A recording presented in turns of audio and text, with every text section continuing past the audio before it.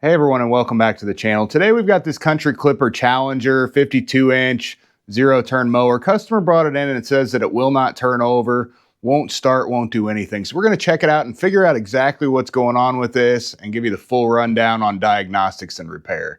Don't forget to hit that like and subscribe button as we go along if you enjoy the content.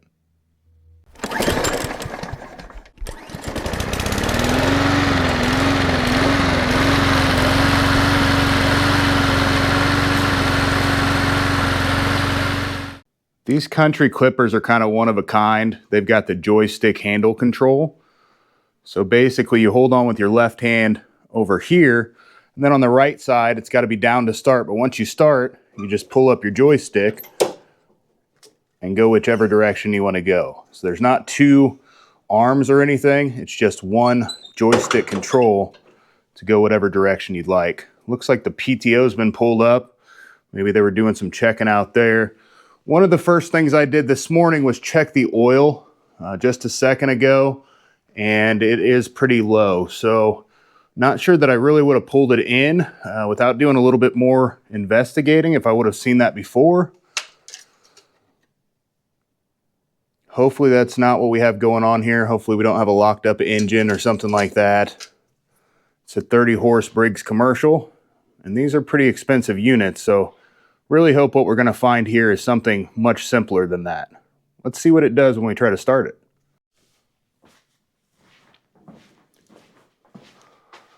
Put the parking brake on.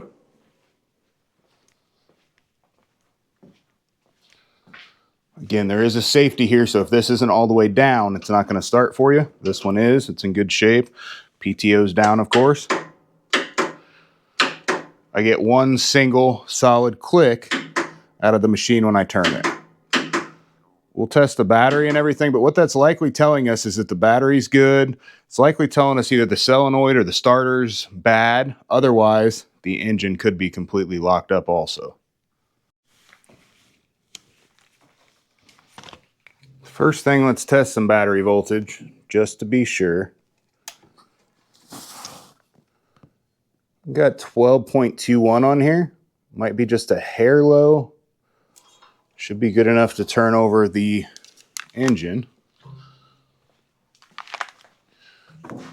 Connections are good, both at the ground where it attaches to the frame, and at the negative up top, and at the positive. Everything looks solid there.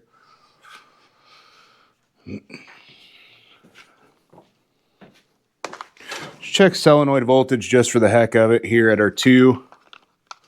That's at the 2 that go to the solenoid. If we're not getting good voltage here when we're turning the key, it's going to tell us we've got a safety switch issue. If we are getting good voltage, it's going to tell us that the solenoid is bad, the starter's bad, or the engine's locked up. I would just try to turn this real quick, but kind of want to run through the electrical, even though it sounds like everything's good, honestly. Sounds like we're running into maybe a major engine issue just straight off the top here.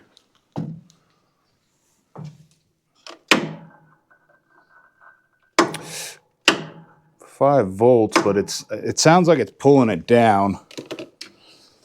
Let's take one of them off of here. Sounds like either that starter's pulling it down or that with it being locked up, it's pulling that voltage all the way down.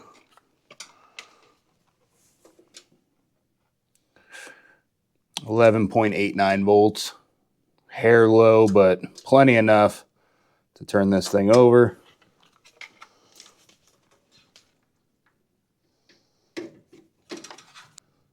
As I'm getting ready to take the top off, I noticed there's a bunch of bare wires, and I don't know if that's just shoved in there or exactly what's going on here, but that's not good. We're going to want to fix that also.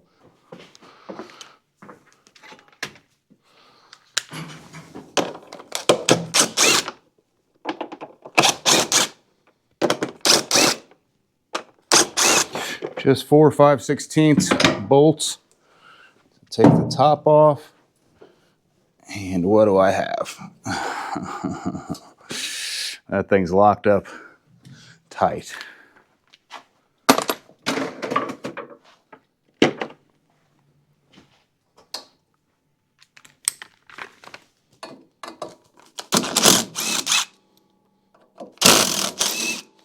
few T30s to get the top the rest of the way off, or at least the shroud. Get down to the flywheel bolt and see if I can't turn it and free it up.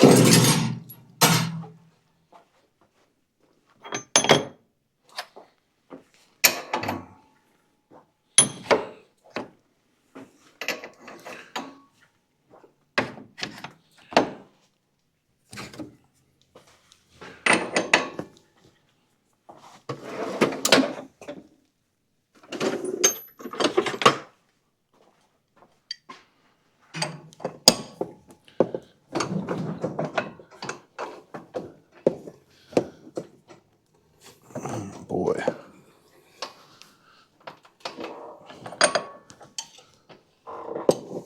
It does almost sound like the starter is hung up with it. I'm trying to go backwards, get it. I'm gonna take the shroud off, see what's really going on.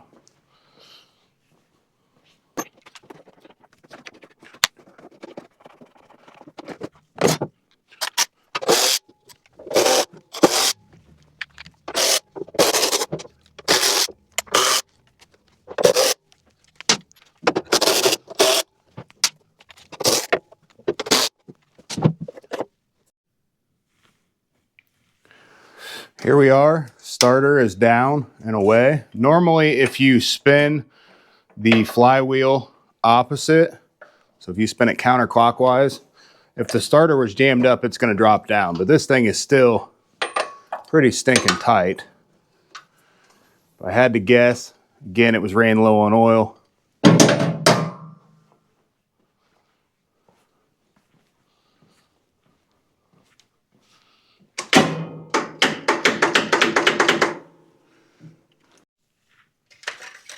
Throw a little more oil in it, get it back up to level here. Let's see if I can't free this thing up.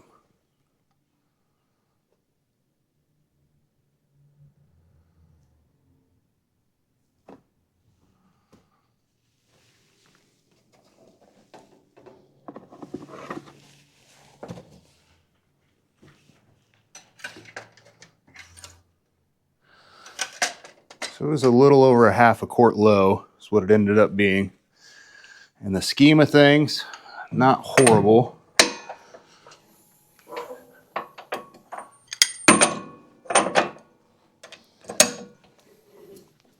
It's really starting to feel extremely free. Good, bad, or indifferent anyway.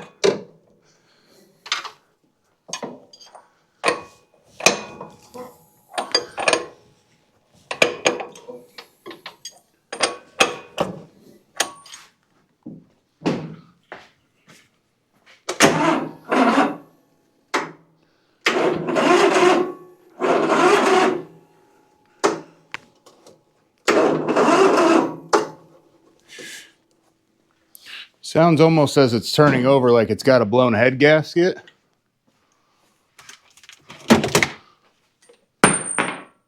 Could have been the reason that it was heating up to begin with and started to burn some oil, lose some oil. Battery's relatively new, but it was dropping pretty low when I was turning the key, so I'm going to put a little bit of juice on it.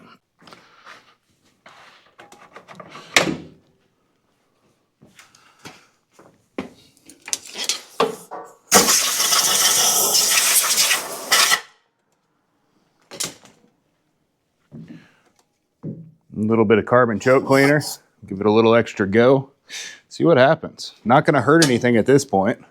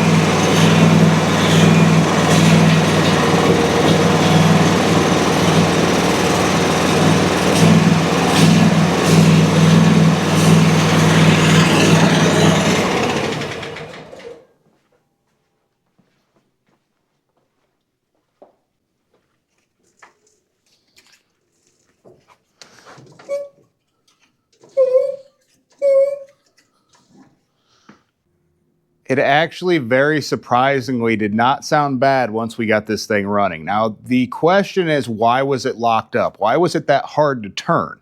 The low oil would lead you to believe that it was ran low on oil for a while, but with it only being about half a quart, with as wet as everything is around this thing, I'm kind of hesitant to say that that's what the problem is.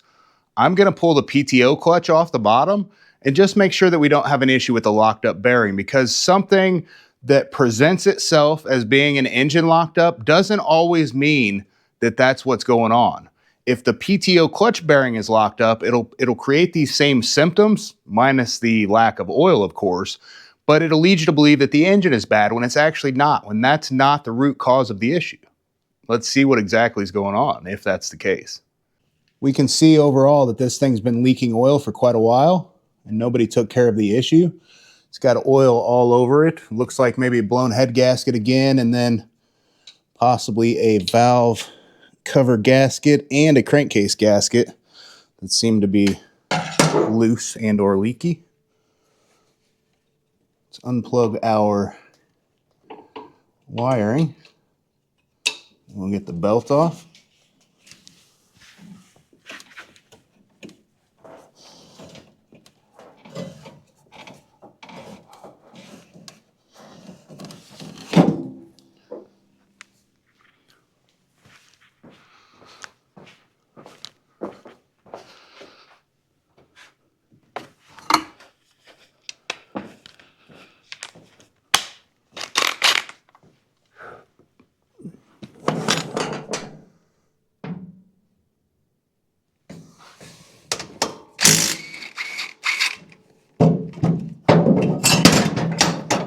That was interesting enough. Came off in a bunch of pieces.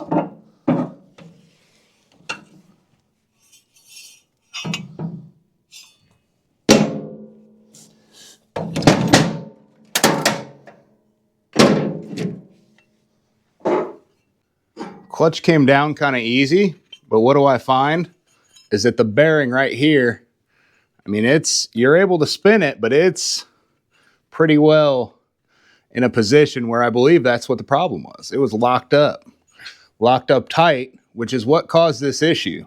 Even though that other bearing's okay, all it takes is one bad bearing in your clutch to throw you off onto a loop like this. I see that a lot with people who sell their mowers thinking the engine's bad.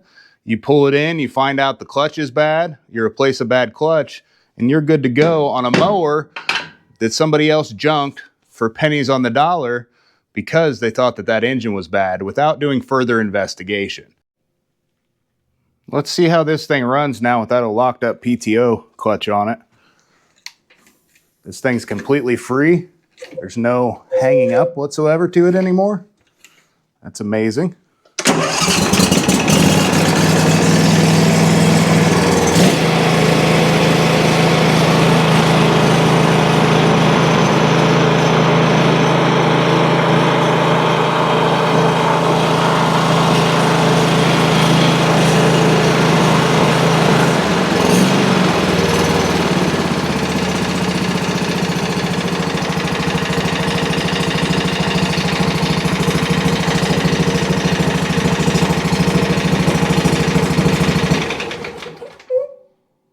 So something just as easy as that is a locked up bearing on a PTO clutch. This customer could have thought they needed a brand new engine. This thing is not without issues. It's got some problems. We'll do leak down tests, estimate the oil leaks and everything. Make sure that everything's going to be in sound shape, but it's not something where they need to replace the engine, even though it was ran a little bit low on oil, but maybe that was just from sitting over the winter. It's hard telling until we do those further tests just to confirm the engine health. We see this happen a lot on mowers we buy or mowers customers bring in. They'll say, hey, we think it's locked up. Well, it is locked up, but it's because of the PTO clutch bearings as opposed to being an engine problem.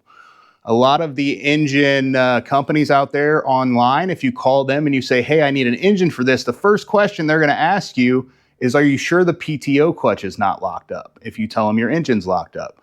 Because they see it all the time. Somebody orders an engine and they get it and they're like, well, hey, I don't need this anymore. The problem was that the PTO clutch bearing was locked up. So it's something you want to go through the full diagnostics if you think you have an issue like this before you start quoting new engines. I will give them the breakdown on new engine versus what it'll be to replace this, regardless of what the issue is, since I don't really know and I can't guarantee the health of this engine even after I do the leak down test. That's going to tell me what the cylinders look like, but I don't know what kind of damage was done inside when it was ran low, if it was ran low. I mean, it's got quite a bit of oil leakage on it, which tells me it's been leaking for a long time. So I'm going to ask them and say, hey, do you religiously check the oil? Do you keep an eye on that? Because if not, you may have damage and we may want to replace this engine anyway. So hopefully this has helped you out. If you have this issue or a similar engine issue on your riding mower or your zero turn, don't forget to hit that like and subscribe button if you enjoyed the content, and have a great day.